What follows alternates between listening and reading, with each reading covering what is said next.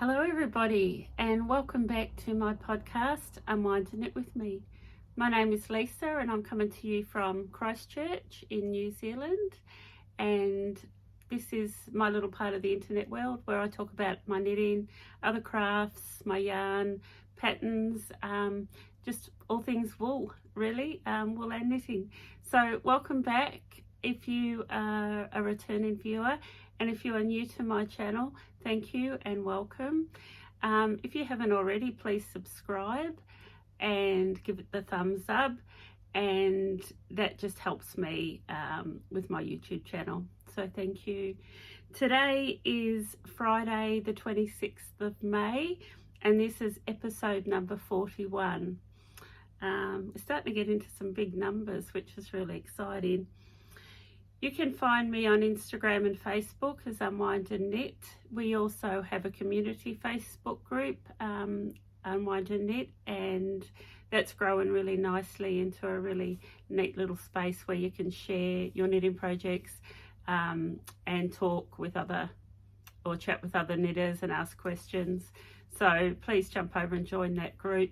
You will be asked a couple of sort of admin questions, and one of the moderators will approve it and you'll be all good to go. Everything I talk about on my podcast I leave show notes for, so you can click down below. It's either a description or show more, and if you click on that, all of my show notes should appear. So I leave links to all my patterns and yarns, any books or podcasts that I talk about. I will leave references for all of those, so you can go back and check out what I'm talking about and follow those links. Today I will also announce the winner. So on my last episode, episode 40, I announced that my online shop here was 1 year old, so we had a wee competition for that. So I'll talk about that a bit later on, but we will announce the winner for our last giveaway. Okay. As I was sitting here chatting to you about the admin things, I felt like there was something missing, and it was I didn't have my earpods in. So I normally have those in. Hopefully it allows for better audio. So I had to just jump away and go and find those. So once again, just thank you. I know there are lots of knitting podcasts out there, and if you chose to sit with me for the next hour or so, I really appreciate it. So I can't thank you enough. So first of all, we'll talk about what I'm wearing. I always start with what I'm wearing, and this is also a finished object, and I am super happy with this. I didn't know how it was going to turn out. I'm just going to pause for a minute because I think something's wrong with my audio. Take 3, it seems that my audio is fine. Something just feels a bit different, and it just occurred to me I'm sitting in a different place today. I thought the light would be a bit better here. I'm sitting beside a window, and it's quite a grey sort of well, it's not cold, but it's a very grey sky out there, so I think the light is a little bit better here. So maybe that's why I feel a little bit sort of strange, because I'm sitting in a different position. But all right, let's see if I can do this without any more, or without too many more interruptions. So what I am wearing, and I'm super happy with it. So it's called the Burgos vest. I like to call it a waistcoat, and it's by Rosa Pomar, and it's a paid for pattern on Ravelry, and that's it there. And I first saw this on another podcast, which I know I'm not going to think of, but I'll come back to that. And I just loved it because I love the idea of a vest, especially over here in the Southern Hemisphere where we're heading into winter, and it has been quite cool. But I really like the idea of this one because it's button up, and I can wear it either closed or with the buttons open. And it just feels a bit like a little waistcoat, and I'm super thrilled with it. I am going to insert a video of me wearing it so you can get the whole view, back and front. I like to do that separate because it just feels a little bit awkward. So I will insert that video, but I will tell you a bit about it first.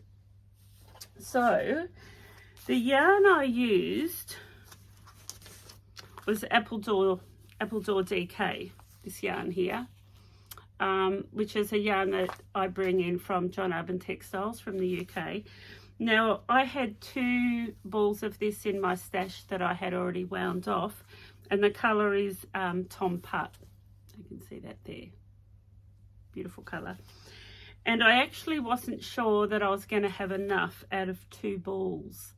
So what I did, I had a 3rd ball, which was in a different colour called Yeovil Sour, and it's a shade lighter. You can see that there. And I took a bit of a gamble. I wasn't sure how this was going to show up, but I've done all my bands, all the ribbing on the sleeve and down the button band and along the bottom, I've done in the lighter shade.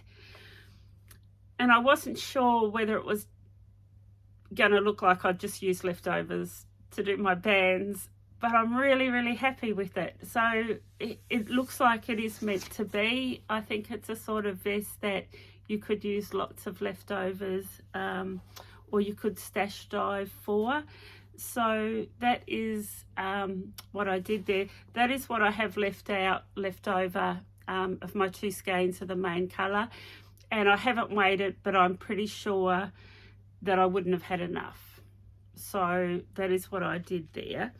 Now, my gauge was a little bit off. I'm just going to throw this in. I've got a basket here that I'll just throw things in and I'll sort out later. I have to admit, I didn't swatch. I took a gamble. My gauge was out. So what I did, I would normally do a size 3, and I did a size 5, and it just worked out. So I think it is the sort of thing that you could probably just wing it, but you probably should gauge swatch and get it right. I used a 4.5mm needle for the main body, and I used a 3.75 for the rib. And there's not a lot more to tell you about it. You start at the back, you do your shaping for the V-neck. See, it's all knitted flat, obviously, because it's button up back and front. Yeah, you just do your shaping. I found the pattern really easy to follow. I didn't have any problems following the pattern. And the only modification that I made was really minor.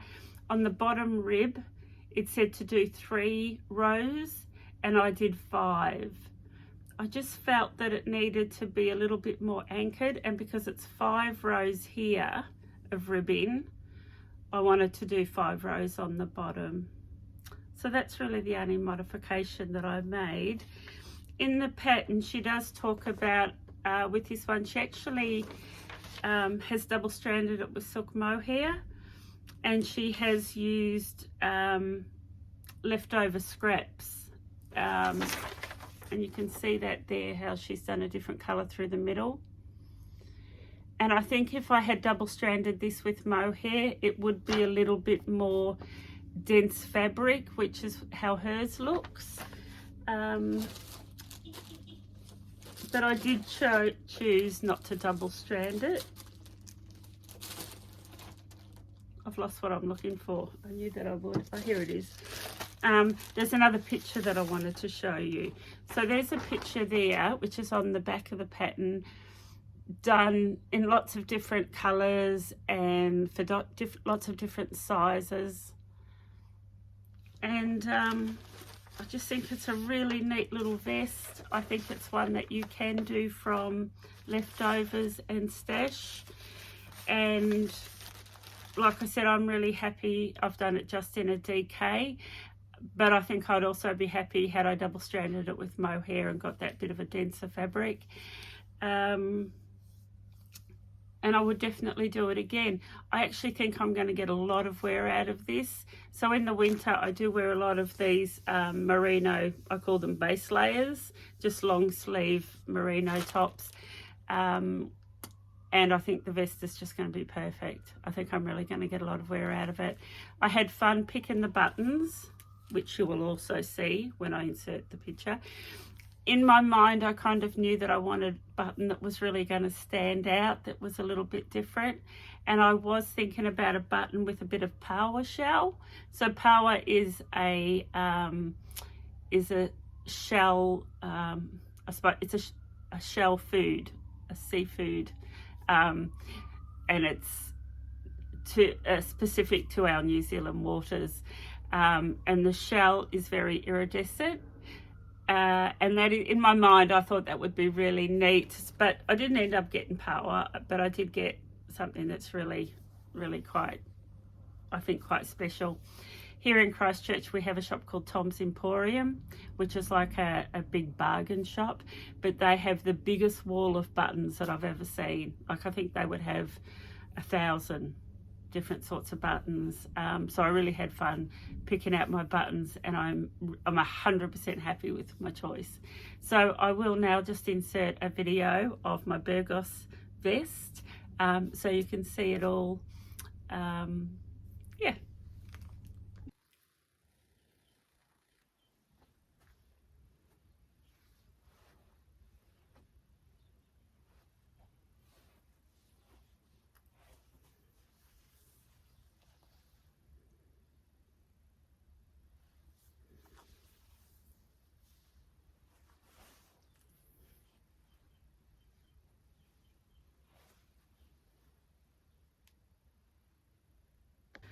Okay, so you're seeing my very awkward modelling, but I hope you got an idea of the vest in its full glory. I actually have another finished object, so it's not very often I come to you with 2 FOs. It's a basic knit, but I really think that's what I needed after finishing my large brioche cardigan project that I've talked about on my previous podcast. That was a big project, and although I wanted to get straight in and work on my La Prairie cardigan by Locatelli, which I'll talk about, I actually haven't done any of it, and I think what I needed was just some really nice basic quick knitting. And in saying that, I shouldn't say that, because I actually don't think there's such a thing as quick knitting. I often laugh when I hear people say it just flew off the needles and it was a really quick knit, because I know that I don't knit quickly, I just knit a lot, and nothing ever just flies off my needles. It normally involves many, many hours of work, so I won't use the term quick knit. This pattern was gifted to me by a friend, which is really appropriate because it's called Friend to Friend, and it's by Leslie Friend, and it's a shrug. Now, I know when Leslie Friend first launched this pattern, I think it was a free pattern, but it's now a paid for pattern. I just got on and checked, and it's $4 US. But this pattern is done on a chunky yarn. I should show it to you first, shouldn't I? Once again, I will insert the video of me wearing this. I don't want to put it on and off sitting here, but that is my Friend to Friend shrug. I did it in the 2 colors. I did 12 rows, was it 10 or 12 rows of each? It's actually still a bit damp. I have wet blocked it. So when I first did it and I tried it on, I actually felt like it was too small for me, and I thought, oh, it's just going to be one of those things that I'm going to gift to somebody. I didn't swatch for it, I just did it, and I was hoping that after wet blocking it that it would relax a bit and grow, and it actually has, and it fits me fine now, so I'm really happy with that. But that's my Friend to Friend shrug. I knitted this over 2 evenings, and it was an easy pattern to follow, is what I will say. It's just a whole series of increases. I'll throw that away now that I've showed it to you. The yarn I used is a chunky yarn, and it's actually 80% acrylic, 20% wool, and it's called Hiromi. There's the ball band. Oh, it's got a bit of glare on it. Hiromi, and this is got this at Spotlight, which is a big bargain. It's not really a bargain, but it's a really big craft store, you'd say craft store. It's a big store that we have here in New Zealand and Australia, and I think it's just a standard yarn that they stock. And it was knitted on an 8mm needle, which is quite a big chunky needle that I did happen to have in my stash, and I just did that. It's an 80 centimetre 8mm needle is what I used to knit that with. Yeah, I don't know what else to say about it. My friend also did one, and she did it in one colour, sort of a neutral colour, and pretty much like the pattern actually, in that neutral colour. And it looked really lovely on her. She loves it. She says she wears it a lot because it really does just feel like a hug over your shoulders, but your arms are still free. She talks about just in the morning when she's potting around the house and it's still a bit cool, she just pops it on and feels really warm. So once mine is dried completely, I will definitely wear that, and I'll give you an update about how I feel about it, because it certainly felt comfortable, but it did feel a little bit strange, just sort of there, but it felt good because it felt like a hug, if that makes sense. So that's my second finished object, and I think I now have it out of my system. I've had that wee palette cleanse where I've done some easy knitting that's sort of mindless. I haven't had to concentrate too much, just a lot of stockinette stitch, that I'm now ready to go into some new projects, which I'll talk to you about.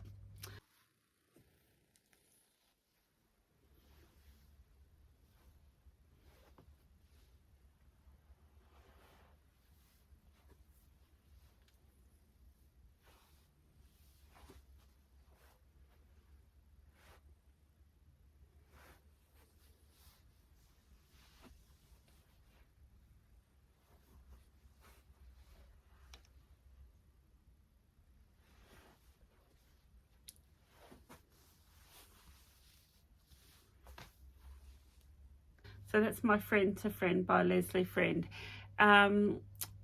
She does a podcast called A Friend to Knit With. It's a really nice podcast. I really enjoy watching her podcast. A lot of what she knits are things that appeal to me. So I'll leave the link below for that. It's A Friend to Knit With if you're after a new podcast. There was one other thing I wanted to mention, especially with this yarn, which is 100% wool.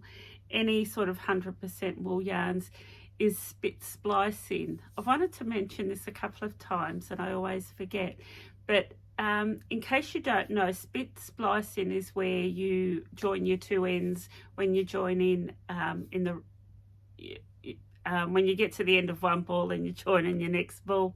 So rather than just tying a knot, you untwist the ends and you use a bit of water and you rub them together, and the friction causes the two ends to almost felt, and you don't have any joins in your yarn, so you don't have ends to sew in, or a lot less ends to sew in.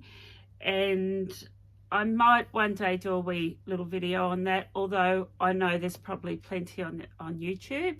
So if you are still tying knots to join your yarn and you haven't yet tried spit splicing, I highly recommend it. I do it all the time. So if I can find a good video on YouTube, I'll leave the link below for it. I don't use spit. I know I have heard people say that, yep, they spit into their hand and rub it together, and there's something in saliva that makes it sort of felt together better. I only ever use water. I normally always have a water bottle with me, and I just put a few drops of water in my hand. I don't like the idea of spitting into my hand. And quite often I drink black coffee. So if I'm drinking black coffee, the last thing I want to do is spit into my hand. But do try split splicing to join your yarns. I don't think it works on acrylic. I certainly haven't tried it on mohair, but definitely with any wool yarns. The other thing I'll say about that friend to friend shrug in the chunky knit, and it happened to me while I was doing my brioche cardigan, which was a really big heavy project. But I probably could have knitted that, you know, sort of in a day, but I had to rest my hands. I find that when I knit big heavy things or chunky things, my hands were aching and my elbows ache, and that never happens to me when I'm just normally knitting in sort of fingering weight yarns and cardigans or jerseys in fingering weight yarn. So it was interesting. It was actually a bit disturbing actually to think, why are my elbows and hands aching? Because if that's a thing, that would affect my knitting moving forward. But as soon as I put it down and rested it and went back onto something else, my hands and my elbows were fine. So, and I am aware of my posture when I knit, and I try to knit ergonomically and I hold my elbows in. But I did find with that chunky knit, I did have to rest. I had to rest my hands and my elbows because they got a bit sore. Okay. I am now going to talk to you about some whips, some things that I've got on the go, and then I'll talk to you about some new patterns that have come my way, and I'm just going to drink my coffee. I do hope that you have your knitting with you and coffee, and that you're just kicking back and relaxing doing some knitting. That's what I do when I watch other podcasters. So the whips I have. After my last podcast, I probably spoke about this because I normally talk about what I'm going to projects that I'm going to move into. I have wanted for quite a while now to cast on a new love note. I have only ever done one love note, and I gifted it and I gave it away to a friend. So everyone knows this pattern, Love Note by Tin Can Knits. I have wanted to cast on another one for a long time for myself, and I wanted to do it in black. Black, you say? I did have a few people comment saying that they'd be keen to hear how I got on knit in black. I had some black mohair in my stash. It wasn't the right one. I won't go on about that. I did start it and I didn't get too far down, luckily, and I did have to unravel and start again. But that was just me confusing two lots of black mohair. But anyway, I finally got it right. And I have cast on my black love note. I did do the provisional cast on. I wasn't going to. I was just going to work the pattern out and work down, but I thought, no, stick to the pattern. So I have done this provisional cast on. You can see it there on some waste yarn. I did, you're not going to see that actually, but I have done, I've done the lace work. You can see it there. I've divided for the sleeves. I often just work a little bit of the body and then I put that on hold and go into my sleeves, which is what I have done. I've done both sleeves up to the point, I think it said 12 inches, and then you can start the ribbing. So I've done 12 inches on both sleeves. I've put my stitches on hold on my cables. I've talked about these. If you haven't got them, you should get some. My stitches for both my sleeves are on hold. I'll work a bit more on the body and then I'll try it on and I'll gauge exactly how long I want my sleeves and exactly how much longer to work down on the body before I start the ribbing on both the sleeves and the body. So I did get quite a lot of this done.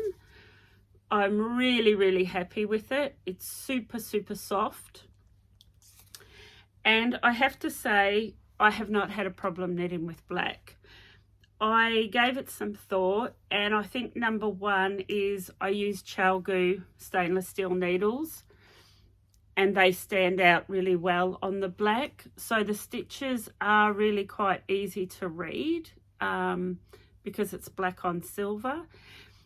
And I think also because it's on a 6mm needle. I don't know if it would be a bit harder if it was a 3.5 or a 4, but I'm using a 6mm stainless steel needle, and as you can see, I can see that fine. My stitches stand out. I would not like to knit black if I was using a dark needle or a dark wood. Even Knit Pro, they have that sort of different coloured wood. I wouldn't like to knit black on those, I have to say. But on the stainless steel, I think I don't have a problem. I have knitted this at night time, and I do have a spotlight that sits beside my chair that I can direct down. So I do knit with good light. But I've just got to say I haven't had a problem. The yarn I'm using is available anywhere. I just got it at my local yarn store, and it's just a 4-ply baby merino and a silk mohair Vivian. I know it's a really common brand here in New Zealand. It's just a black silk mohair. It's not the black mohair that I originally intended for this garment, but like I said, I had a bit of a drama there and worked out that I wasn't going to have enough of that other one. So I was still really determined to have a black love note, so I went and purchased this yarn. So I'm going to say, what size am I doing? I'm doing a large size because I do want it quite loose fitting and boxy. I'm using the 6mm needle for the body, and the 4.5 is what I will use on the bands, and that's exactly what the pattern calls for. And I have done this exactly to pattern, right down to the provisional cast on, which I didn't want to do, but I've done it. And I have used white, like a white cotton, and I've done that purposely, so hopefully I can, you can see them, they're standing out. I did that on that white cotton just to make sure my stitches do stand out when it comes to going back and picking them up. I really want to finish this. I think I will definitely finish it before my next podcast, and I will have that to show you as a finished object.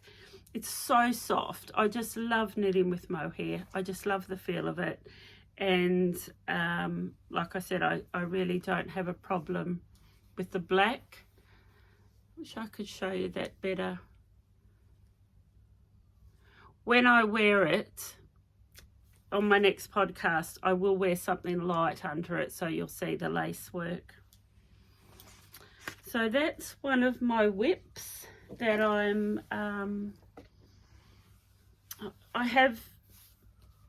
just trying to think. That's really the only whip, other than the 2 finished objects that I've done. That's the only other whip that I have been working on.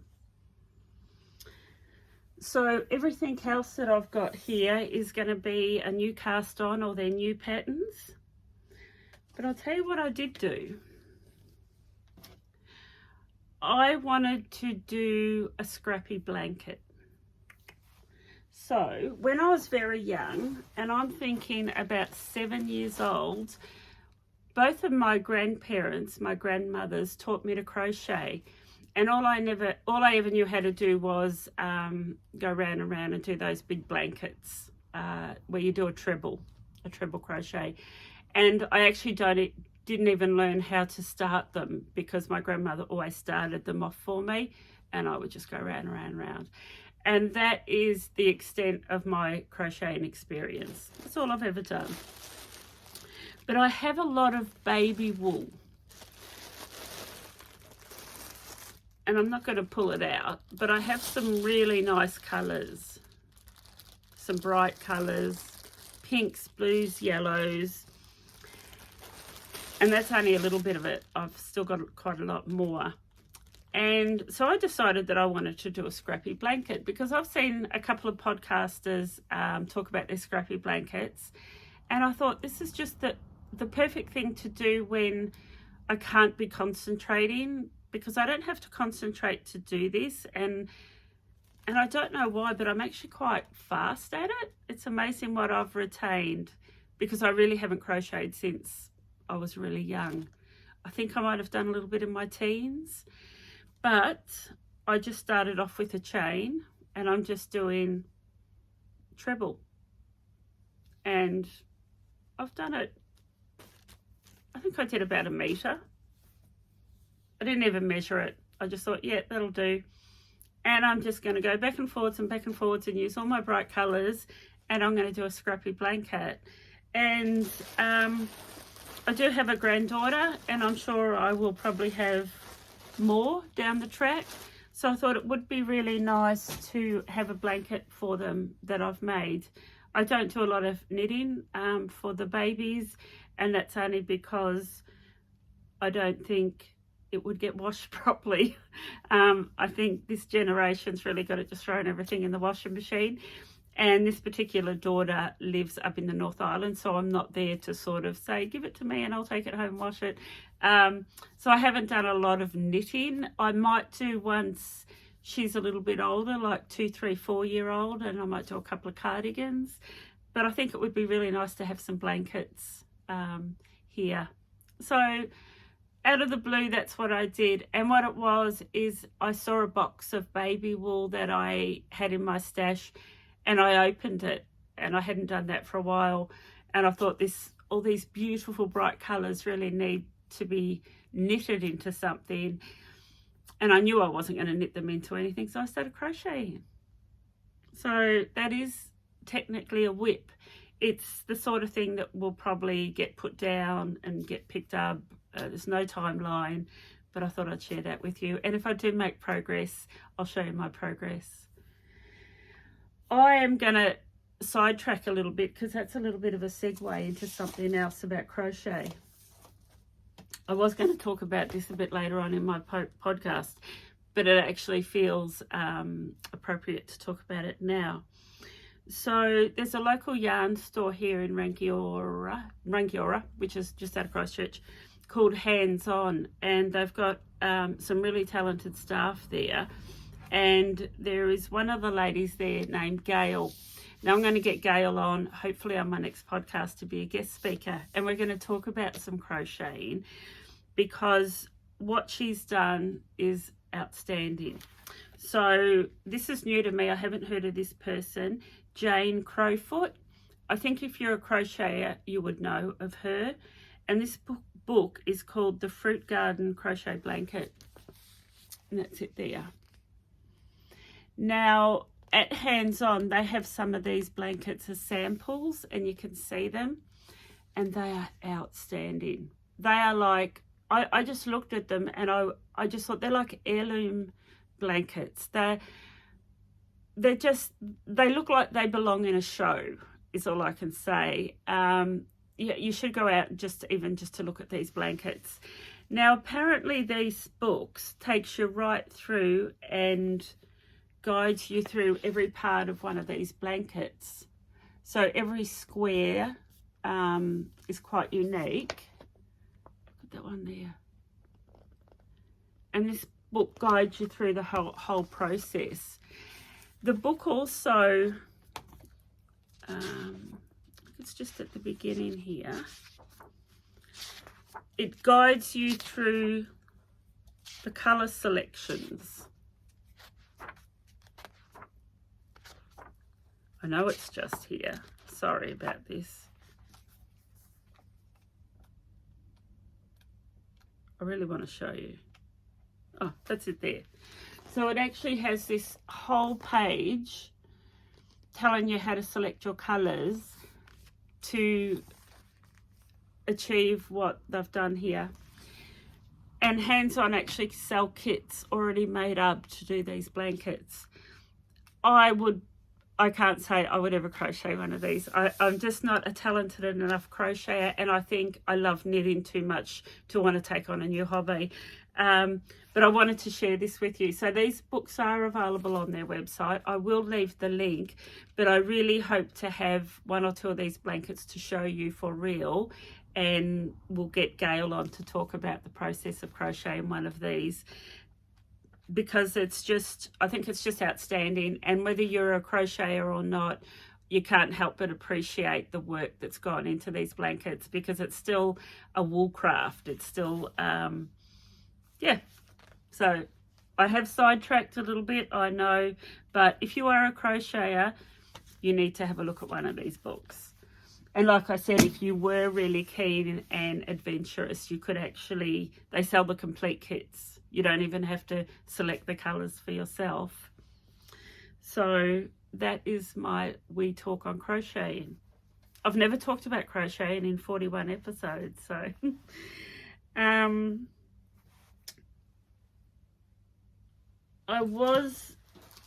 this is my next project I'm going to work on, and I know I've been saying this for a few episodes now, but it's the La Prairie by Locatelli, and that's all I'm going to say about it, because I still have only just cast it on. I've done no work on it at all, but like I said, I think it was because I just needed a good palette cleanser. I needed to do some knitting that I didn't have to think about. So that is my goal for over the next 2 weeks. And the next thing I wanted to talk about before I go into all the new patterns was the Shetland Wool Week. So every year, Shetland Wool Week bring out a beanie. And every year it's been a free download, but this year you have to pay for it. And it was really cheap. It was £2, 2 British pounds. I think that was probably nearly 4 New Zealand dollars. But I did download the pattern, and in the pattern there are 5 colourways that you can do. Now I've selected mine here, which I think was colourway 4 or 5. I have selected my wool for the one that I want to do. And I'm just waiting for a cold winter's day when I'm home all day with the fire going to cast this on, because I know that they don't take long to do. Once you get in that rhythm of that colour work, it's quite nice. I just love doing colour work, but I've got to be in the right headspace to do it. So I have chose my colours, and I am going to knit the Shetland Wool Week beanie. And if you are interested, from my Jamieson Smith, which you've probably seen that behind me, or my Jamieson Smith yarn on other podcasts, I have made up 5 kits for the 5 different colourways, and I've done my best to colour match what they've used with the 60 odd colours that I have in my range. So if you want to challenge yourself to a wee bit of colour work and do the Shetland Wool Week beanie, you can buy the kits on my website, and I will leave the link below. Now, I have quite a few new patterns that I want to share with you, patterns that have come my way. Excuse me.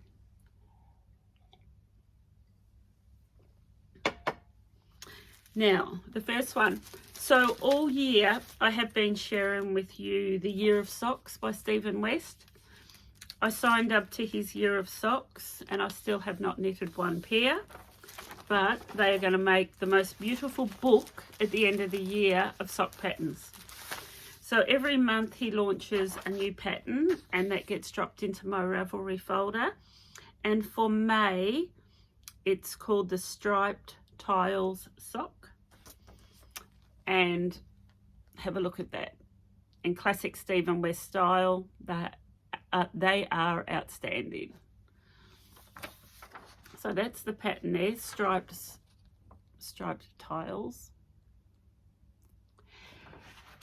You can buy all of these patterns individually, but I'm just, like I said, I'm getting one a month, and as I get one each month, I'm sharing it with you. So I think I had that one in my last podcast, but I hadn't got to the printers. So striped tile socks. I can't wait actually to have all of these 12, and I'm going to put them in their own little binder. And one day I'll get to knit some. I actually haven't done any soft knitting since you saw me last, and I also have not done any knitting on my beanies. So they're two small projects that I haven't really gone near. But I have got a few patterns to share with you, and all of these are things that I want to knit. The first one that caught my eye was the Daily Pullover by Purl Soho. And I love the classic simplicity of that sweater. And I love that really deep V-neck. It reminds me in construction a bit of the No Frills by Petite Knits, but that's more of a round neck. I wanted something with that deep V. And that is it. So this is a paid for pattern from Ravelry. It's done in a 4-ply or finger and weight yarn with a 24 stitch gauge. The yarn that they've used, it's a Purl Soho yarn, linen quill maybe. It was a blend that had a bit of linen and something else in it, but I think you could use any 4-ply finger and weight yarn. Gauge is 24 stitches and the needle is a 3.25 or a US 3.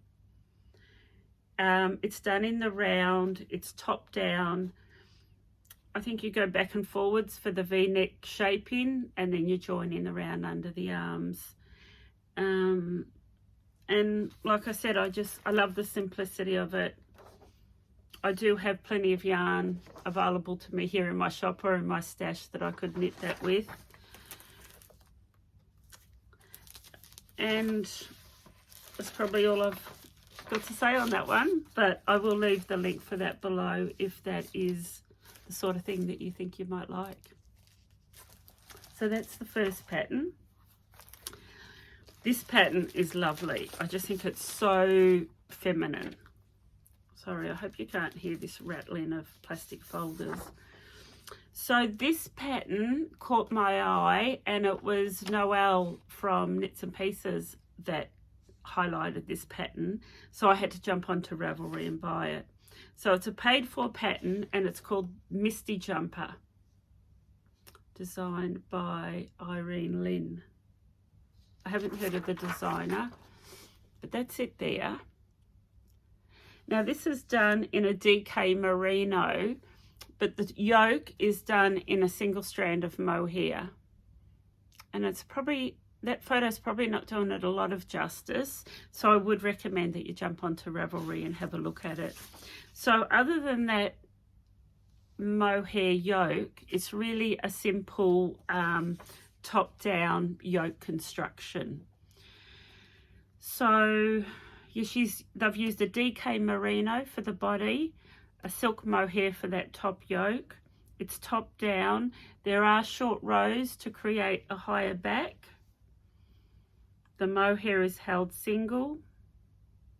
Yeah, and it's just a simple top down yoke construction. If you've knitted a top down jersey before, you could knit this, no worries. I think what I like is just the way they've put that mohair into the yoke on its own, and it just looks soft and, I don't know, soft and feminine, and I just like it. So that that has gone into my queue of things that I'd like to knit, and I'll leave the link. It's the Misty Jumper. Now this next one caught my eye. It was I think I saw it first on maybe Instagram, but it was also featured on the front page of Ravelry of new patterns. And it's called the Lalea Sweater by Valentina Bogdanova. Valentina Knits. And I don't think I've got to say anything about this pattern except it's just gorgeous. I just love that. I love the scalloping of the neck. I love the crispness of the of that lace work. And I will show you another picture because that lace work continues. So what I'll tell you about the pattern is it's done in Rowan Sport, so a sports weight yarn. It's done, the main body is done on a 3mm yeah, 3mm, which is a US 2.5 needle. It's very size inclusive, which I like. There's about 10 different sizes, so that's really good. It has both the written instructions and charted instructions. So other than that lace work from the chart, they're saying the skill level is basic cast on, basic short rows, working in the rounds with the top down yoke lace work. So that is that. What I wanted to show you was this picture on the sleeve, and I think that's just a gorgeous bit of detail. The rib looks like a twisted rib, and I think it's just stunning, absolutely stunning. So that's the Lalea sweater, paid for on Ravelry. And I just know that there's quite a lot of you watching that will be adding that to your queue. So that's that pattern. Now the last pattern, how did I come across this? I think it must have just jumped out from Ravelry.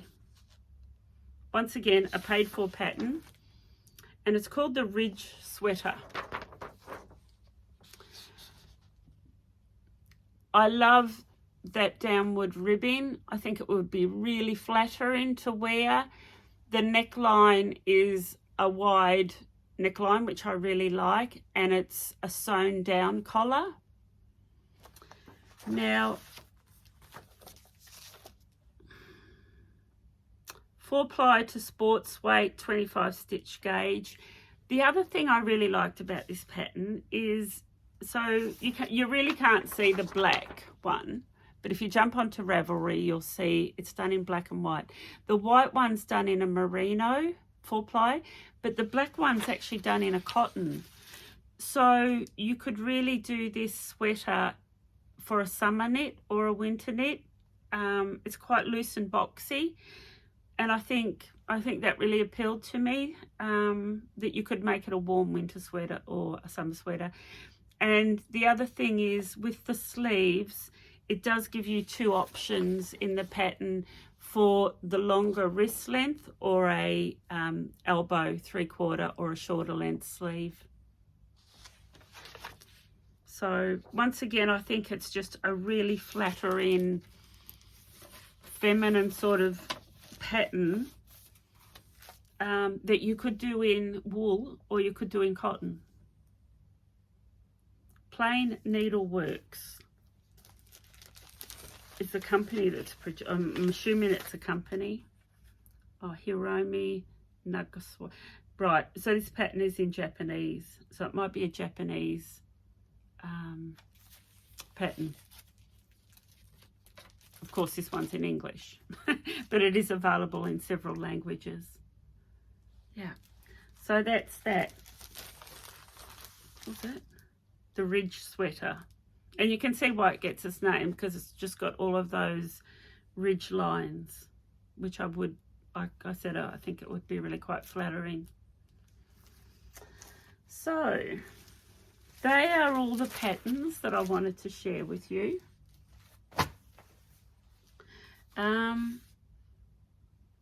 Yep, gone through all of that. The other thing I was going to mention too is, am I podcasting before then? Possibly. Worldwide Knit in Public Day. You've got to get behind this. So it's Saturday the 10th of June, and I think they just encourage everyone to get your knit in and go somewhere public. And if you've got nowhere to go, most public libraries host a Knit in Public Day. I know that one of my local shops out at Rangiora are organising a high tea at a beautiful manor here in Christchurch, and they're all going to go there and have this really special high tea and knit there. I really want to go, but it is a Saturday that I open my shop, so I thought, well, I'll just sit here and knit, and anyone that comes to visit me in my shop, yeah, I'll be knitting here. So, but get behind that. I think it's really special. I think it's really neat that we get out there and knit and show the world that knitting is still very much alive and kicking. I actually had somebody younger say to me only this week, oh yes, a friend of mine's knitting. It seems to be coming back into fashion. I went, no, it's never gone out of fashion. Like, it's always been there. It's quite funny to hear young ones say that. But in saying that, I'm really, really feel encouraged that there are young people jumping onto YouTube and learning how to knit. I think it's awesome. I've covered that. The other thing I wanted to cover, so I often talk about going down to Central Otago. It's where my husband loves to run. It's the area, you've probably all heard of Queenstown, which New Zealand's quite famous for. But Queenstown, Wanaka, Cromwell, Alexandra, it's what we call Central Otago. It's the region. And it's our happy place. It's where my husband and I go quite a lot. But they are hosting, it's called a Wool On event. And I'm going to leave all the links below for this. So it's WOOLON, Wool On. And what they do is once a year they have an event which celebrates and promotes and showcases New Zealand wool. Now, over 2 evenings, they have fashion parade, and entrants come from local, national and international, and designers design fashion, and it must be 75% wool, whatever it is that they design, and they model it and they get judged and their prizes. There's also children that enter, there's felting, there's spinning, there's weaving. It's everything that celebrates New Zealand wool. There's farmers involved. It just sounds like a really amazing thing that if you live in New Zealand and you haven't heard of, I just wanted to put it out there. If you live in the region, go on and check it out. I'll leave the links below. But on the Friday and Saturday, like I said, they have this big fashion event, which is all wool related. But on the Sunday, that's the Friday and the Saturday is the 11th and the 12th of August. And on Sunday, the 13th of August, from 10 to 3, they have an expo where you can go and purchase wool. And I've been asked if I would like to go along and be a trader there and take all of this wool behind me, which is all my New Zealand wool, which I'm going to do. So, Fashion Gala is on the 11th and the 12th of August, and then the market day is on the Sunday. And that is all held in Alexandra. Yeah, so I'll leave the links below. Go on and have a look at it. And if you are local to that region, even if you live in some of those outer regions, make a point of going and visiting it. I think it's going to be a real lot of fun. And I think it's really good that we get behind these New Zealand farmers that produce this wool, and the designers that are designing things in this wool. So that's my wee announcement for that.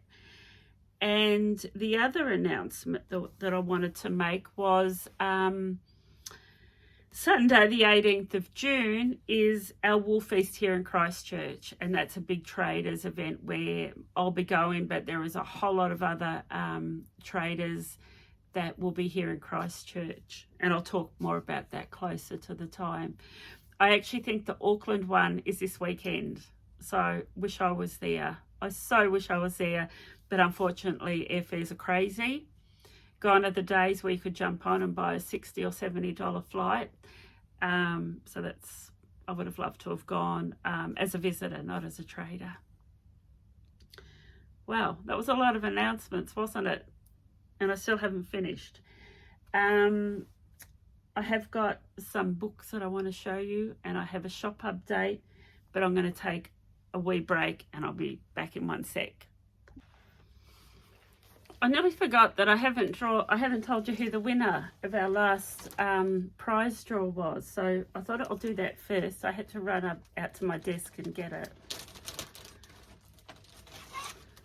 So First of all, I'll show you what the winner is going to get. My stitch on hold cords, those there. They're going to get one of those. The small hand cream, a leather shawl cuff. All of these things are available on my online store. And what you had to do is go into the comments and mention shawl and tell me the colourway that you would like to win if you won. And what the winner has chosen, this colour is called New Rivers, and it's on my high twist, 100% New Zealand Merino high twist. Is that not just beautiful? And the pattern is this wrap, the Sylvia wrap, which is a single skein project, and I've been given this pattern away free when you purchase one of my New Zealand Merino yarns. But so I'll tell you who it is. The winner is Sally Purkiss. So Sally, I will insert, so it's done by a random generator, so I will insert Sally's name and her comments in the next break. But Sally Purkiss, please email me and I will get this prize to you. Just telling you as well, any of my prizes, this is how they're announced. I only ever announce them on this platform, which is my YouTube podcast, and I'll never ask you for personal details, or I will never ask you for payment. So don't ever, if you ever, anything ever pops up, you've probably heard them referred to as bots on Instagram, just ignore them. This is the only way I will ever announce my winners. So Sally, that prize is waiting for you, and I'm not sure where you live, so tell me and I will get that onto the courier and get that sent out to you.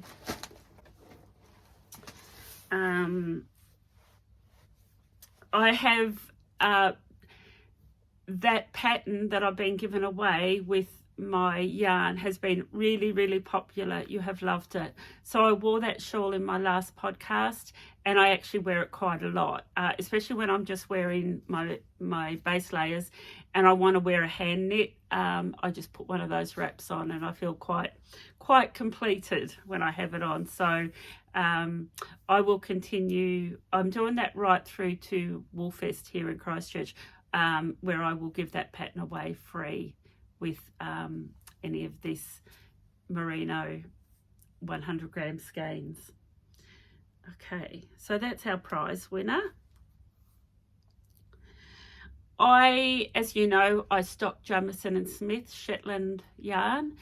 I have around 60 odd colours. There's about 110 I think now in the range, and I have around 60 of them, so just over half. I am doing a top-up order in the next week, so if you have any special requests, if there's a colour in the Jamieson Smith range that you want that I don't stock, please flick me an email and I'm happy to order. I always try to add a few more colours to the range every time I do an order, but I'm more than happy to order the colour that you want added to the range. So let me know about that. Also, I have had, to celebrate my shop being 1 year old, I have had 10% discount on some of my own branded products, and they've been really popular. So I have 10% off my cords. So these retail at $15 and there's $1.50 off. 10% off my cords if you haven't got those and you're wanting to get them. And I also have 10% off my knitting balms. This one here,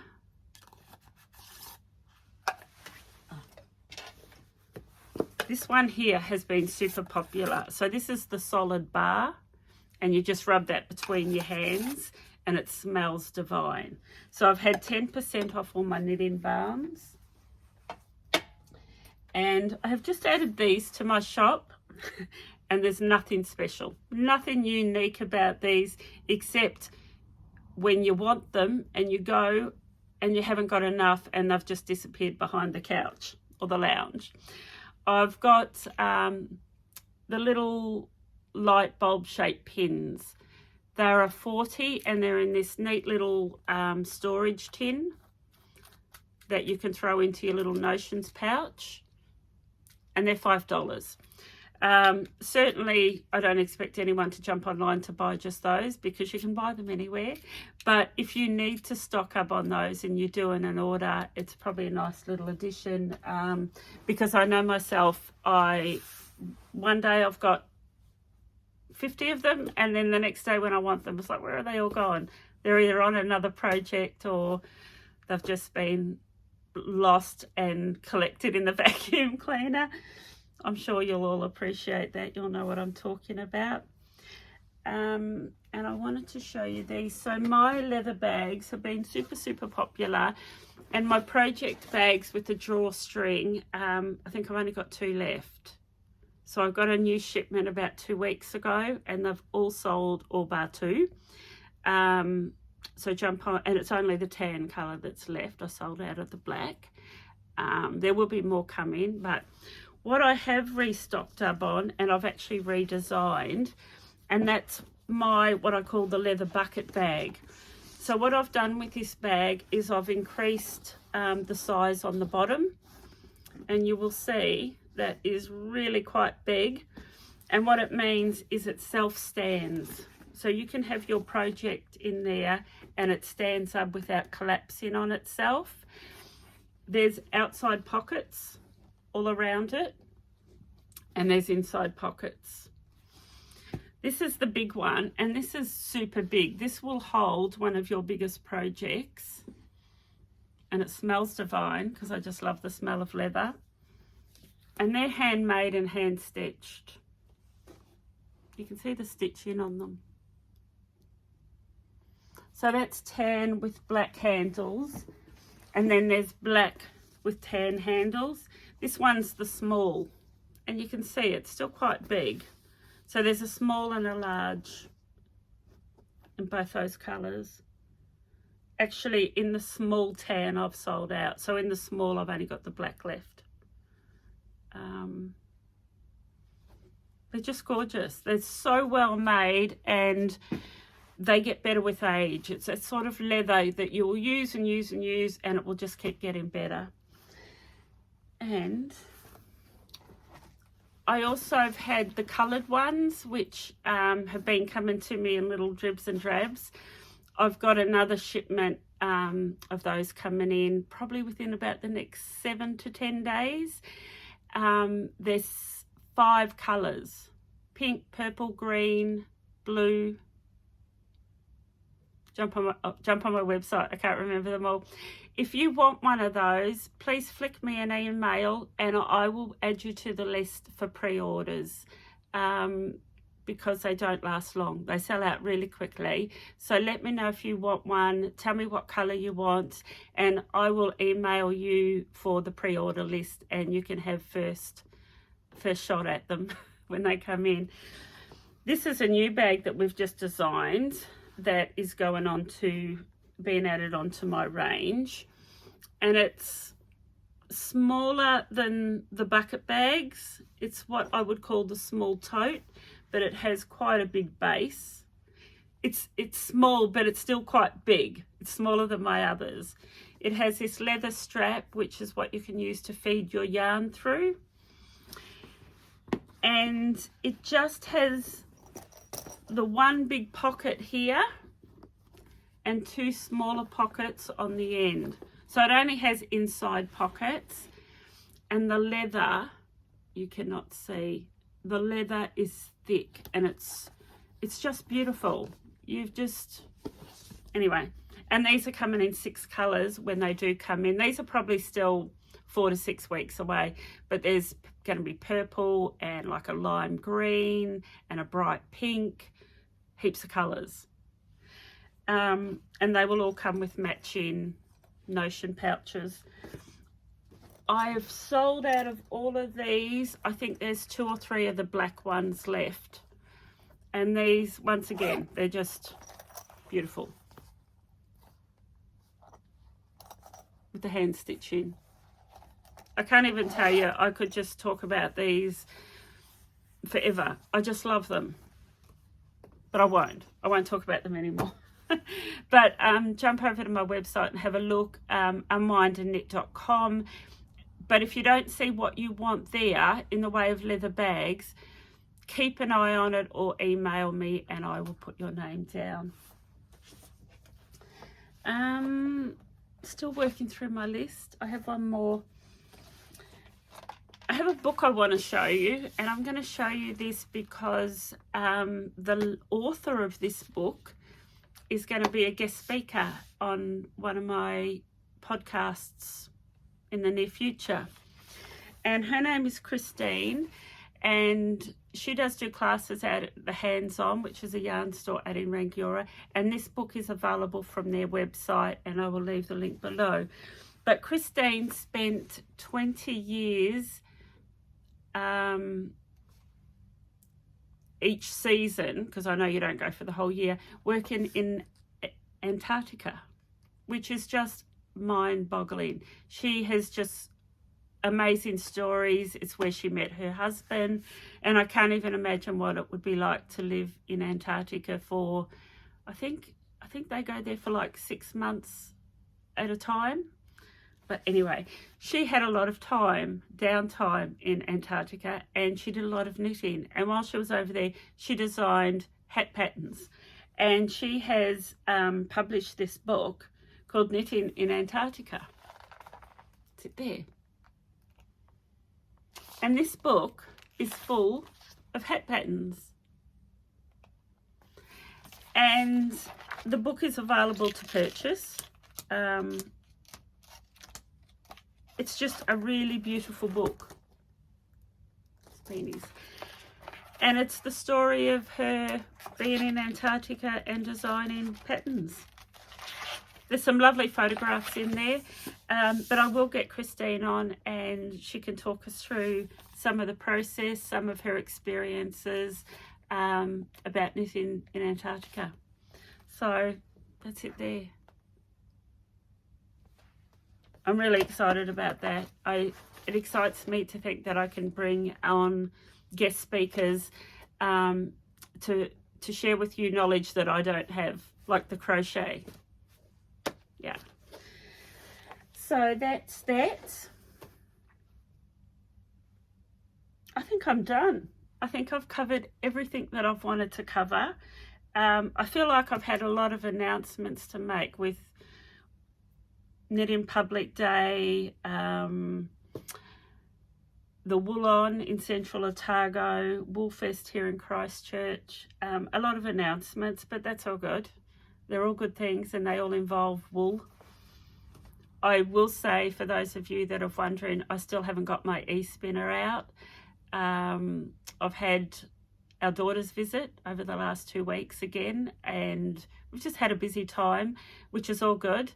But I'm still really, I got this e-spinner, an Ashford e-spinner for my birthday, and my birthday was late March. It didn't arrive till late April, and here we are late May, and it's still sitting in its bag and I haven't even plugged it in. And I'm a bit sad about that. Let's see if I can manage to get it out in the next 2 weeks before I do my next podcast. I do hope so. So I think that's me done and dusted for episode 41. Like I said, Instagram and Facebook, Unwind and Knit. My online stories, unwindandknit.com. And all my show notes will be available. Feel free to comment on this platform. I do try to get back to everybody. I certainly do read everyone's comments.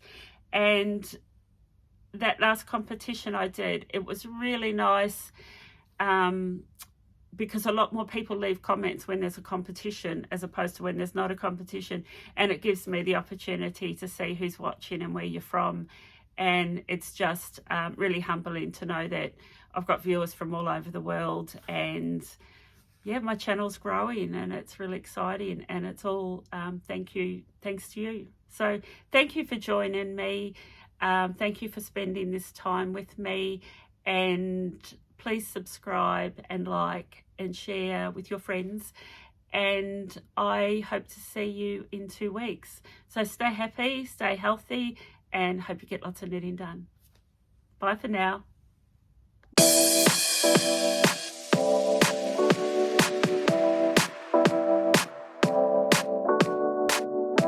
From its humble beginnings, wool-on has become a regular feature on the Central Otago events calendar. Now attracting entries from all over New Zealand and overseas, it has grown from a small show on a very limited budget into multiple events and a fashion extravaganza. Wool is an important story not only for Central Otago where the awards are held, but also for New Zealand. The Central Otago region's landscape has always been the perfect backdrop to inspire designers' fashion clothing over the years. The Wool-on Creative Fashion event makes the connection between fibre, art and glamour. You will see bold cutting-edge design created from a beautiful raw product. All garments entered must be 75% wool, and there are 9 categories in the event. This is a celebration of wool fibre, recognising the traditional creative arts such as knitting, as well as exploring new design and encouraging younger people to get involved. Wool-on's vision is to become New Zealand's leading organisation for showcasing and developing wool design and artistry. To achieve this, the aim is to provide unique, high-quality events and programs that showcase wool design in New Zealand and support the development of existing and new designers. The Wool-on team is comprised of a group of professional, committed and passionate men and women from Central Otago. They're focused on delivering inspirational and unique experiences that consistently inspire and impress our community, our audience and partners.